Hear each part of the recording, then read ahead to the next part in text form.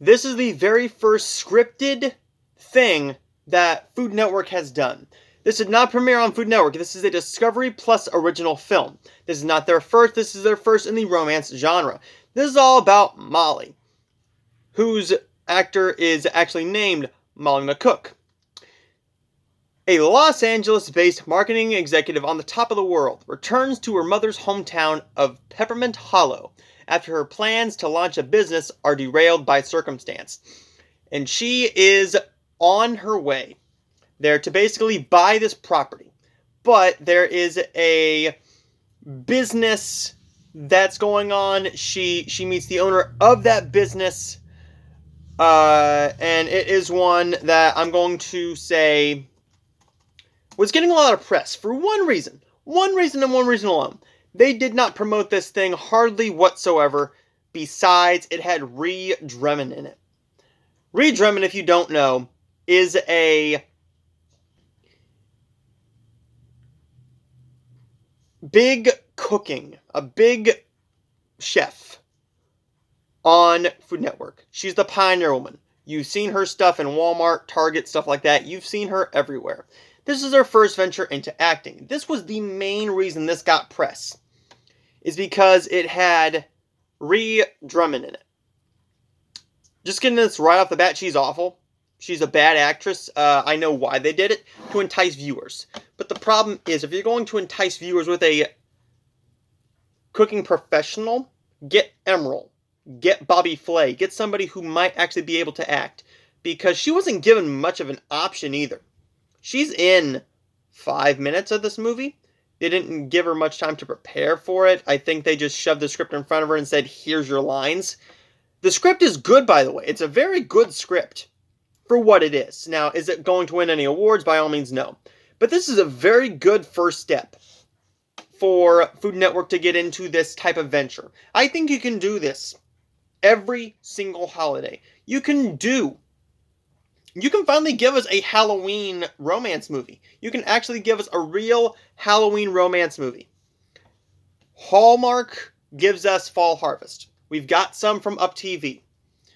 So, what can they do with that? Well, we're going to talk about that more. What is this going to lead to? Is this going to do well for them? Because I don't know how this did in the ratings or how people received this. But I'm going to say this now. On Letterboxd, it has 2 5-star ratings, no ratings for 4, 4.5, or 3.5 yet, 2 for 3, and then the rest of them are 2 and below, and the highest is 6 half-star reviews. This is a movie that is made for the Hallmark lover. If you're a big fan of cooking or baking like I am, I actually look forward to the next season of Hell's Kitchen. That was my favorite show for 2 seasons consistently in a row, because I looked forward to it. I enjoy cooking myself. This is one I was mildly interested in. However, they did not really promote this on anything other than their other than their actual channels, like Travel Channel, or HGTV, the Cooking Channel, or Food Network. They didn't really push this much. This is a film that has a lot more to it than what this says. This has to do with a guy who has this business that has to do with peppermint, and he's not sure how he's going to pay the bills because it's not going all that well. This is one that could have been really, really great. This could have been great. What keeps it from being great? Well, it's that the chemistry between Molly and Noah is not there. It's not there for the good majority of the movie. What is there is the sort of friend chemistry between Molly and Noah's daughter. That is there. That's a very, very sweet chemistry there. The daughter is a really good actress. I think she has a big career ahead of her in this type of genre or in other stuff. Give her the right script. Give her the right director. This is going to be something that she can do. Ellie Canner is a first-time feature film director. Now, who wrote this film? Well, we're going to take a look at that too. This was also written by Ellie Canner, Joe Plager, and Alex Yonks. Alex Yonks. This is a writer that is the first attempt at a feature film as well. And what does it say here about the other one here? What does it say here about Joey? Has Joey written anything? Nope. This was their very first feature film. And you can definitely tell. For a first feature film, see, I'm judging this film based off of this is their first feature. So, going into this, they didn't know a whole lot about what goes on to this. They didn't know what went on to a film set. What actually went on here. How do you write this? How do you write this? How do you make good chemistry? How do you do this? How do you do this? It's a very hard thing to do. It is a very, very hard thing to do. This director here, this is her first feature film. And she made some very, very easily handled rookie mistakes. However, looking at her casting director areas here, she's done some big stuff. Casting for Fired Up, Two Guys, a Girl, and a Pizza Place, Clueless, Friends. She's done stuff before. But, and she's also directed some stuff as well. The stuff that she's directed is actually 2 Hallmark films.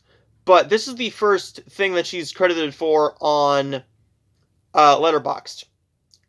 This is a film that should have been better, because looking at the IMDb here, she's directed Love and Sunshine with Danica McKellar and Love on the Menu with Autumn Reeser. 2 really, really good films. This just felt like a rookie effort. The rookie effort really shows here, and I hate to say this, but I think you could have gotten a better director. I think you could have gotten a better director to do a better job of creating good chemistry, good camera angles. Now, the cinematography isn't bad, but it's just that the blocking just wasn't what it needed to be. I thought that the chemistry did not work. On paper, it did. In the script, it did. But between the 2 love interests, when there's better chemistry between the daughter and the main love interest female here, that's a bad sign to me. Not an awful film. Ree Drummond was not a good actress. I'm just going to say that right up front. I love her as a host of her own show. I love her as a person. Very, very nice person from what I've seen and what I've heard. Just not the best actress, and I'm here to judge her acting. This film was not awful, but it was not that great either. For a Hallmark fan like me to really be going this hard on a movie like this says something to me.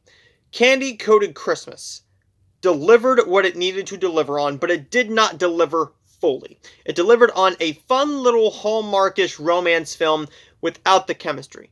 The screenplay was there, the on-screen chemistry was not. The kiss was very petty. I thought you could have done one more take of that kiss and it would have been better.